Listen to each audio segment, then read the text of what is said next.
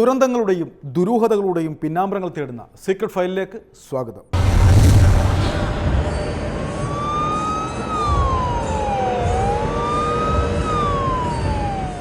രണ്ട് തരം കുറ്റവാളികളാണ് നമ്മുടെ സമൂഹത്തിലുള്ളത്. ഒന്ന് അറിഞ്ഞുകൊണ്ട് കുറ്റം ചെയ്യുന്നവർ, മറ്റൊന്ന് അറിയാതെ കുറ്റകൃത്യങ്ങളിൽ ഏർപ്പെടുന്നവർ. ഈ രണ്ട് തരം കുറ്റവാളികളും ചെയ്യുന്നത് ഒരേ കുറ്റകൃത്യമാണെങ്കിൽ കൂടി രണ്ടാമത്തെ കൂട്ടർക്ക് കുറച്ചുകൂടി പരിഗണന ലഭിക്കേണ്ടതായിട്ടുണ്ട്. കാരണം അവർ ഒരിക്കലും അറിഞ്ഞുകൊണ്ട് ചെയ്യുന്നതാകില്ല ഇത്തരം കുറ്റകൃത്യങ്ങൾ.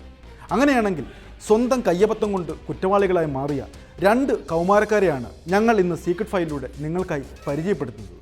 ഇവർ ഒരിക്കലും അറിഞ്ഞുകൊണ്ട് ചെയ്തതല്ല ഈ കൊല, അറിയാതെ കയ്യബദ്ധത്തിൽ അങ്ങനെ സംഭവിച്ചുപോയി. സോമൻ എന്ന മധ്യവയസ്കനെ അതിക്രൂരമായി കൊലപ്പെടുത്തിയ രണ്ട് കുറ്റവാളികൾക്ക് പിന്നാലെയാണ് ഞങ്ങൾ ഇന്ന് യാത്ര ചെയ്യുന്നത്.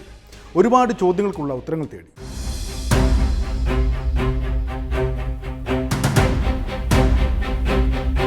കുമാറിന്റെ മോനാണ് സംഭവം നേരിൽ കണ്ടത്. വേറെ ആരും കണ്ടതായി പറയുന്നുമില്ല. ഇനി മനഃപൂർവ്വം കോടതി കയറാനുള്ള മടി കൊണ്ട് പറയാത്തതാണോ എന്നറിയില്ല. പക്ഷെ ആ കൊച്ചിന് കാര്യങ്ങൾ കൃത്യമായി തന്നെ പറയുന്നു.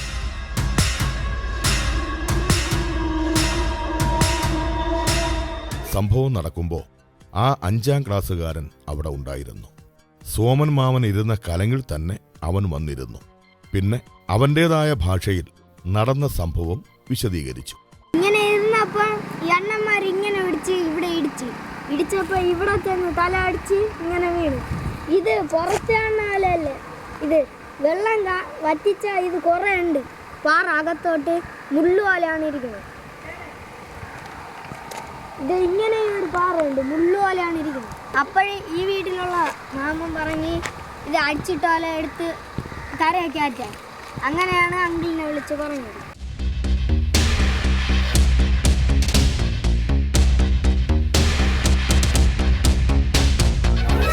ഈ പ്രായത്തിൽ ഇവൻ കള്ളം പറയുമെന്ന് ആർക്കും തോന്നുന്നില്ല. അവന്റെ നിഷ്കളങ്ക മനസ്സിൽ അവൻ കണ്ടതൊക്കെ പറഞ്ഞു. നാളെ ഒരു പുലിവാലാകുമോ എന്നൊന്നും അറിയില്ല. സോമൻ മാമനെ ഈ കലങ്ങിൽ നിന്നും തള്ളി താഴേക്കിടുന്നത് ഞാൻ കണ്ടു. തള്ളിയിട്ടത് ആരാണെന്നും അറിയാം. എന്തിനാണെന്നൊന്നും എനിക്കറിയില്ല.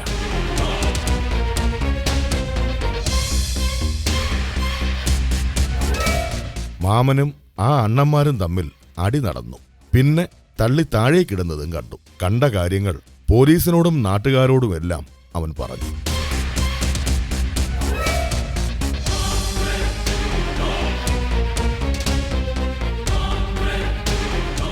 ഞാൻ അവിടെ ചെന്ന് ഈ ചേട്ടന്മാര് ഡാൻസ് കളിക്കുന്നുണ്ടോണ്ടിരുന്ന് കുറച്ച് പാട്ടിട്ടിരുന്ന് ഈ അണ്ണന്മാർ എല്ലാവരും പോയപ്പം ഇങ്ങനെ കൈമുറുക്കി ഇന്നാളാ സോമം എന്ന് പറഞ്ഞ് ഇങ്ങനെ ഇടിച്ചപ്പോൾ അങ്ങ് മറിഞ്ഞ് പോയി വേറൊരു പാലത്തിൽ നിന്ന് തലയിടിച്ച് അങ്ങ് വീണ്.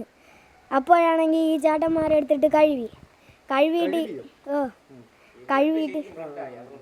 കഴുകിയിട്ട് ഈ ചേട്ടന്മാർ അങ്കിളിനെ വിളിച്ചു പറഞ്ഞ് തലവറ്റി ഇത് കുടിച്ചോണ്ട് വന്ന് തലവറ്റി വീണ് ചാലിൻ്റെ അകത്ത് വീണ് അങ്ങനെ ഇത് മുറിഞ്ഞെന്ന് പറഞ്ഞു.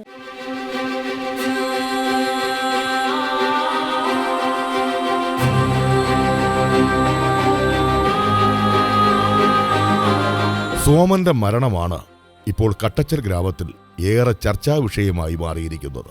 സോമന്റെ മരണത്തെ തുടർന്ന് പുലിവാല് പിടിച്ച ഒരുപാട് കുടുംബങ്ങളും ഈ നാട്ടിലുണ്ട്.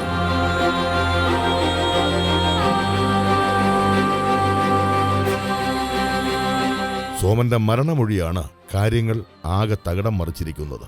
കലങ്ങിൽ നിന്നും വീണ സോമനെ ഗുരുതരാവസ്ഥയിൽ ആശുപത്രിയിലെത്തിച്ചു. രക്ഷപ്പെടില്ലെന്ന് ഏറെക്കുറെ ഡോക്ടർമാർ ഉറപ്പാക്കി. അത്രയ്ക്കുണ്ടായിരുന്നു പരിക്കിന്റെ ആഴം. ശരീരമാകെ തകർന്നു പോയിരിക്കുന്നു. തലയിൽ നിരവധി ആഴത്തിലുള്ള മുറിവുകൾ.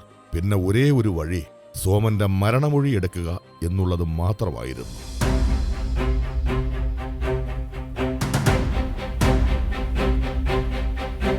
പോലീസ് സോമന്റെ മരണമൊഴിയെടുത്തു. ആ മൊഴിയിൽ അയാൾ ഇങ്ങനെ പറഞ്ഞു: എന്നെ ആക്രമിച്ചത് ശ്രീകണ്ഠന്റെയും സുനിലിന്റെയും മക്കളാണ്. അവർ കാരണമാണ് എനിക്ക് ഇങ്ങനെ സംഭവിച്ചത്. പിന്നെ സോമൻ എന്ന 62കാരൻ മരണത്തിന് കീഴടങ്ങി.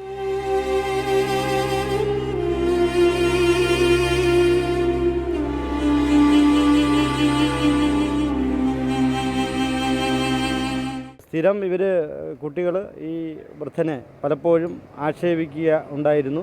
ഈ കഴിഞ്ഞ കോട്ടുകാൽക്കോണം മുത്താരമ്മൻ ക്ഷേത്രത്തിലെ പള്ളിവേട്ടയോടനുബന്ധിച്ച് നടന്ന ഘോഷയാത്രയിടയിൽ കുട്ടികൾ ഈ പ്രതികളായിട്ടുള്ള ആൾക്കാർ സംഘം ചേർന്ന് ചായം കലക്കി ഈ വൃദ്ധൻ്റെ ദേഹത്തൊഴിക്കുകയും അത് ചോദ്യം ചെയ്തുകൊണ്ടുള്ള സഡൻ പ്രൊവോക്കേഷനിലാണ് ഈ പ്രതികൾ ഈ കൃത്യം ചെയ്തിട്ടുള്ളത്.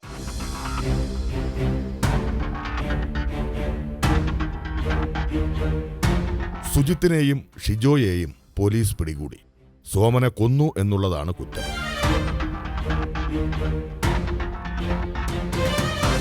പ്രതികളെയും കൊണ്ട് പോലീസ് സോമനെ ആക്രമിച്ച സ്ഥലങ്ങളിലൊക്കെ കറങ്ങി. പക്ഷേ ഒരാൾക്ക് പോലും മുഖം കൊടുക്കാതെ അവർ പോലീസിന്റെ മറവിൽ നടന്നു. ഉള്ളിൽ കുറ്റബോധം അലതല്ലിയ മനസ്സുമായി, തങ്ങൾ കാരണം സ്വന്തം കുടുംബാംഗങ്ങൾ അപമാനിക്കപ്പെട്ടു എന്ന പാവഭാരവുമായി.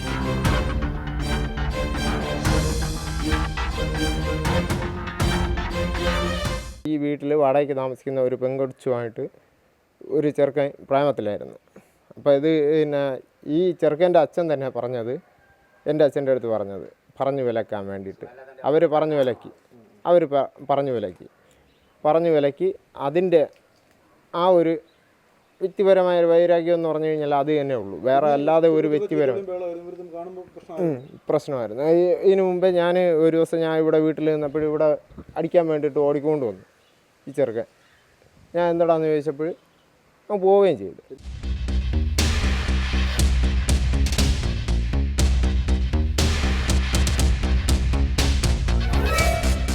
സോമനെ കൊല്ലാൻ വേണ്ടി ചെയ്തതല്ല ഈ പ്രതികൾ. അങ്ങനെ അങ്ങ് സംഭവിച്ചു പോയി. പോലീസിനോട് അവർ ചെയ്ത കുറ്റം ഏറ്റുപറഞ്ഞു.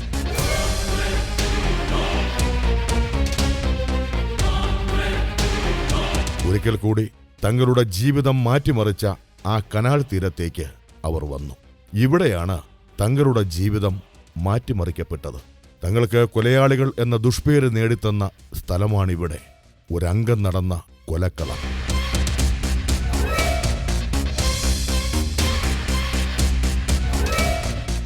മുൻപൈരാക്കിയം വെച്ചാണ് ഞാൻ ആത്തങ്ങളെ കുരുക്കിയത്. നമ്മൾ ജനിച്ച പൊടിയിലെ അവന്മാരെ നമുക്കറിയാം. അങ്ങനെ ഒന്നിന് പോണതൊന്നിനും അല്ല. പിന്നെ രണ്ടുപേരും ഇതെങ്ങനെ അവർക്ക് പറ്റിയെന്ന് അറിഞ്ഞില്ല.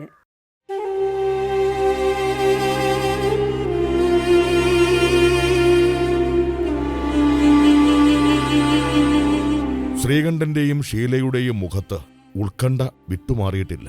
18 വയസ്സ് മാത്രം പ്രായമുള്ള തങ്ങളുടെ മകൻ ഒരു കൊലക്കേസിലെ പ്രതിയായിരിക്കുന്നു.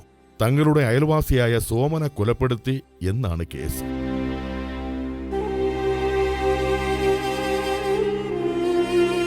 ഒരിക്കലും വിശ്വസിക്കാൻ കഴിഞ്ഞില്ല. നാളിതുവരെയായി ഒരു പ്രശ്നത്തിലും ഇടപെടാത്തവനാണ് അവൻ. പിന്നെ അവനിതെന്ത് സംഭവിച്ചു? ഷീലയുടെ വാക്കുകൾ പലപ്പോഴും മുറിഞ്ഞുകൊണ്ടേയിരുന്നു.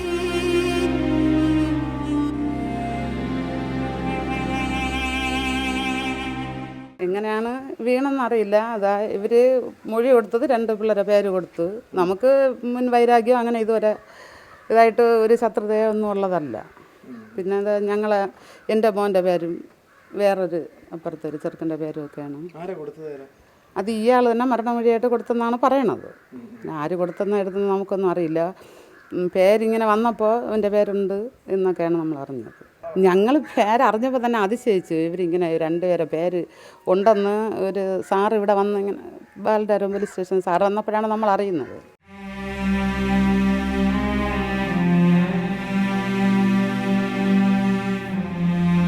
റംലയും ഒരുപാട് കരഞ്ഞു. സോമനെ കൊന്നു എന്ന കേസിൽ തന്റെ മകനും പ്രതിയാണ്. പ്രായം 20 കഴിഞ്ഞതേയുള്ളൂ അവന്.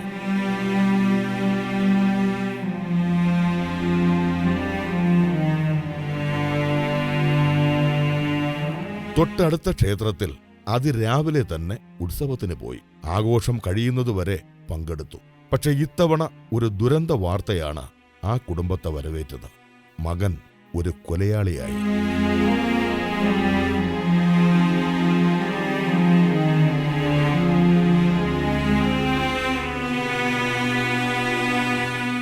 ഇവിടെ രാവിലെ ഞാൻ എഴുന്നേറ്റ് 5:30 മണിയായപ്പോൾ മോൻ്റെ ചെരുപ്പൊന്നും കാണാനില്ല. ഉത്സവത്തിന് പോയിരുന്നു.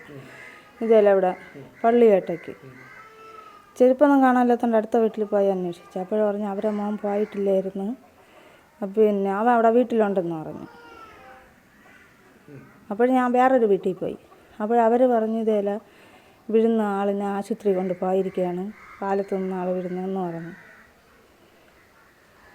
എന്നിട്ട് ഞാൻ എൻ്റെ മോനെ വിളിച്ചപ്പോൾ ഫോൺ ഇവിടെ ഇരിക്കുകയാണ്. എന്നിട്ട് ഒടുക്കം 10 മണിയായപ്പം തിരിച്ചു വന്ന ആശുപത്രിയിൽ നിന്ന് അവരെ മോനെ ഉണ്ട്, അതുകൊണ്ട് ഇനി പോകണമെന്ന് പറഞ്ഞു.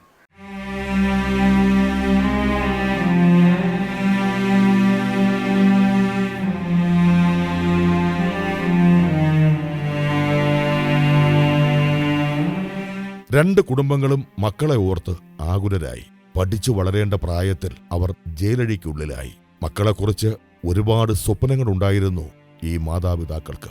അതെല്ലാം ഒരു നിമിഷം കൊണ്ട് തകർന്നു.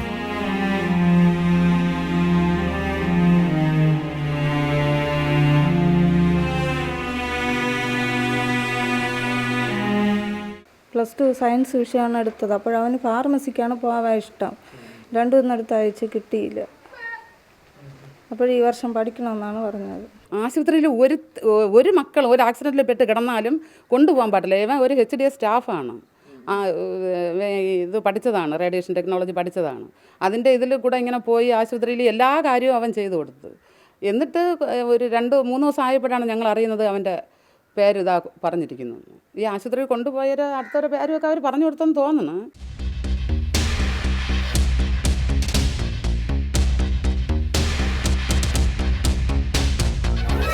ക്ഷേത്രത്തിലെ ഉത്സവ ഘോഷയാത്രയിൽ നടന്ന ഒരു തമാശയാണ് കാര്യങ്ങൾ ഗൗരവമാക്കിയത്. ആ തമാശ സോമന്റെ കൊലപാതകം വരെ സംഭവം കൊണ്ടുവന്നെത്തിച്ചു. സോമനെ പ്രതികൾ മൃഗീയമായി തല്ലിച്ചതച്ചു കൊന്നു. ഇതാണ് പോലീസിന്റെ കണ്ടെത്തൽ.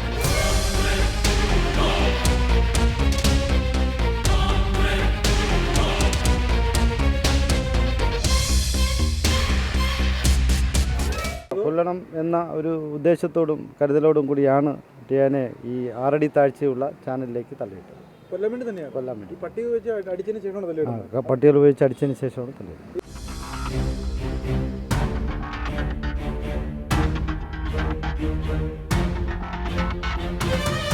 സുജിത്തും ഷിജോയും ഒരിക്കലും സോമനെ മർദ്ദിച്ചിട്ടില്ല. പകരം പരിക്കേറ്റ സോമനെ രക്ഷപ്പെടുത്തുക മാത്രമാണ് ചെയ്തിട്ടുള്ളത്. അതിന് കിട്ടിയ ശിക്ഷയാണിത്. പ്രതികളായവരുടെ വീട്ടുകാരുടെ വാദഗതി ഇങ്ങനെയായിരുന്നു. അല്ല, അന്ന് ഘോഷയാത്രയൊക്കെ ആയിരുന്നല്ലോ. ഈ ഘോഷയാത്ര അമ്പലത്തിൽ ഉത്സവമായിരുന്നല്ലോ. ആ ഘോഷയാത്ര തള്ളലില്ല ശരിക്കും ആളുണ്ടായിരുന്നു. അപ്പോഴേ പുള്ളി ഇങ്ങനെ അവിടെ ചീത്ത വിളിച്ചിരിക്കുകയാണ്. ഒരുപാട് പയ്യന്മാരൊക്കെ ഉണ്ടായിരുന്നു. അപ്പോൾ അത് ആരാണ് ചെയ്തതെന്ന് നമുക്കറിഞ്ഞുകൂടാ.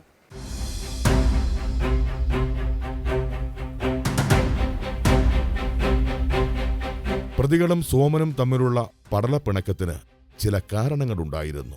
ആ ചെറിയ കാരണമാണ് ഒരാളുടെ ജീവൻ പോലും അപഹരിച്ചത്. ഇന്നും പലരും അറിയാത്ത ചില അജ്ഞാത കാരണങ്ങൾ.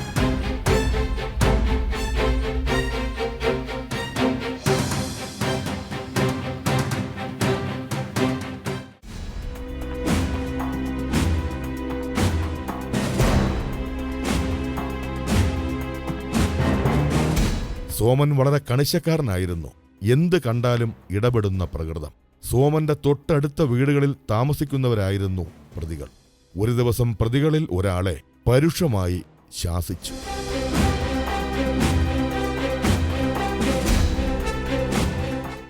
ഇത് ഈ പിള്ളേർ ഇവിടെ വാടകയ്ക്ക് താമസിക്കുന്നത്.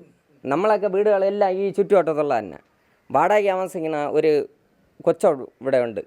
തൊട്ടടുത്തുള്ള 2ാം പ്രതി ആ പയ്യനാണ് ഈ പെണ്ണുമായിട്ട് സ്നേഹമായിരുന്നത്. അപ്പോൾ ആ പയ്യൻ്റെ തന്തിയാനും പിന്നെ ഇവരെ എല്ലാവരും വന്ന് ഇവരെ അടുത്ത് പറഞ്ഞ് നിങ്ങളെ വീട്ടിൻ്റെ തൊട്ടടുത്തല്ലേ പറഞ്ഞ് വിലക്കാൻ പറഞ്ഞ് വിലക്കിയതിൻ്റെ അതാണ് ആദ്യത്തെ സംഭവം.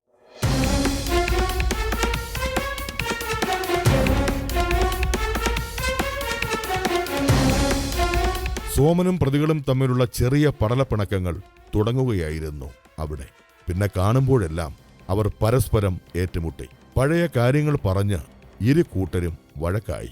പിന്നെ അതൊരു സ്ഥിരം സംഭവമായി.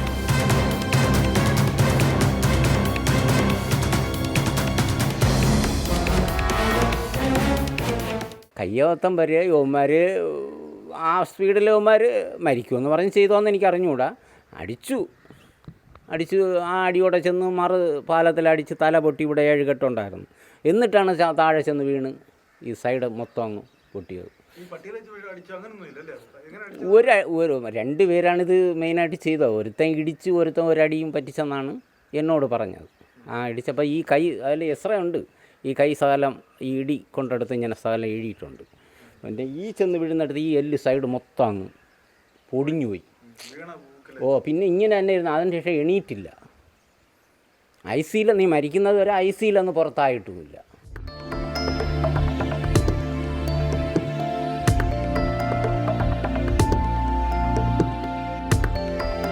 ക്ഷേത്രത്തിലെ ഉത്സവമെത്തി. നാടെല്ലാം ആ ഉത്സവങ്ങളിൽ പങ്കെടുത്ത് ആഹ്ലാദ തിമിർപ്പിലായിരുന്നു നാട്ടുകാർ. പക്ഷേ സോമനും പ്രതികളും തമ്മിൽ അപ്പോഴേക്കും ഏറ്റുമുട്ടൽ തുടങ്ങിക്കഴിഞ്ഞു.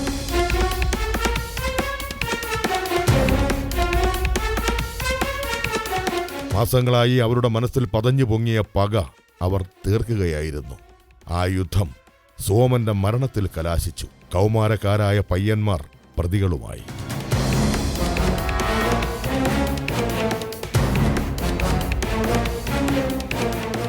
സാക്ഷികൾ ഒരുപാടുണ്ട്. ഈ പള്ളിവേട്ടയുമായി ബന്ധപ്പെട്ട് ഘോഷയാത്ര പോയതിന് ശേഷമാണ് സംഭവം നടക്കുന്നത്. ധാരാളം പേര് കണ്ടു. ഈ ഘോഷയാത്രയോടനുബന്ധിച്ച് എല്ലാ സൈഡുകളിലും ഇലക്ട്രിക് ലൈറ്റുകളൊക്കെ ഉണ്ടായിരുന്നു. ആ വെളിച്ചത്തിൽ അവിടെ കൂടിയ നാട്ടുകാരെല്ലാം കണ്ട സംഭവമാണ്. അല്ല, പെട്ടെന്നാണ് തടസ്സം ചെയ്യുന്നതിന് മുമ്പ് തന്നെ അടി കൊടുക്കുന്നു, പെട്ടെന്ന് പിടിച്ച് ചാനലിലേക്ക് തള്ളുന്നു. ആർക്കും രക്ഷിക്കുന്നതിന് മുമ്പ് തന്നെ ഈ സംഭവം നടന്നു. വിത്തിൻ മിനിറ്റുകൾക്കിടയിൽ ഈ സംഭവം കഴിഞ്ഞു. വൃദ്ധൻ ഒരു 5 മിനിറ്റോളം വൃദ്ധൻ ഈ ചാനലിനകത്ത് തന്നെ കിടന്നു. പിന്നെ നാട്ടുകാരെല്ലാം ഓടി വന്നാണ് വൃദ്ധനെ മെഡിക്കൽ കോളേജിൽ കൊണ്ടുപോയത്. പ്രതികൾ മദ്യലഹരിയിലായിരുന്നില്ല. പ്രതികൾ നല്ല ബോധത്തോടു കൂടി ഈ ക്ഷേത്ര ഉത്സവവുമായി ബന്ധപ്പെട്ട് ആഹ്ലാദ തിമിർപ്പിലായിരുന്നു.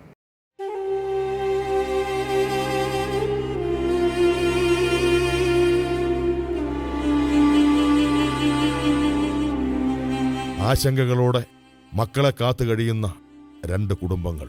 വരാൻ പോകുന്ന ദുരന്തത്തെ അവർ ഒരിക്കലും മുന്നിൽ കണ്ടില്ല.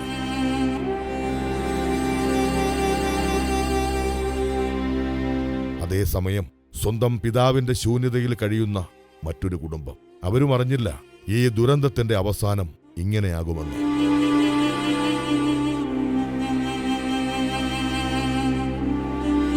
ഇനി എത്രയെത്ര തേച്ചാലും മാച്ചാലും തീരാത്ത പാവക്കറയുടെ ഭാരവും പേറി ഇവർ ഇനി നിയമ പോരാട്ടത്തിലേക്ക്.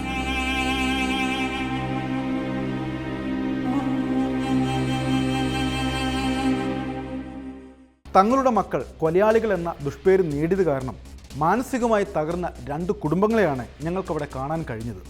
അവർ ഒരിക്കലും പ്രതീക്ഷിച്ചില്ല തങ്ങളുടെ മക്കൾ ഇങ്ങനെ ഒരു ക്രൂരകൃത്യം കാണിക്കുമെന്ന്. അതേസമയം കൊലയാളികളായ പ്രതികൾ ഒരിക്കലും പ്രതീക്ഷിച്ചില്ല തങ്ങൾ കാട്ടിയ ഒരു തമാശ ഇങ്ങനെയൊരു ദുരന്തത്തിൽ അവസാനിക്കുമെന്ന്. കുറ്റവാളിയാകാൻ ചില നിമിഷങ്ങൾ മാത്രം മതിയാകും നമ്മുടെ ജീവിതത്തിൽ. അങ്ങനെ ഒരു നിമിഷം നമ്മുടെ ഓരോരുത്തരുടെ ജീവിതത്തിൽ ഉണ്ടാവാതിരിക്കട്ടെ എന്ന് മാത്രം പറഞ്ഞുകൊണ്ട് ഞങ്ങൾ ഈ ഗ്രാമം വിടുകയാണ്. ഇനി മറ്റൊരു സംഭവത്തിൻ്റെ പിന്നാമ്പുറങ്ങൾ തേടി മറ്റൊരു നാട്ടിൽ.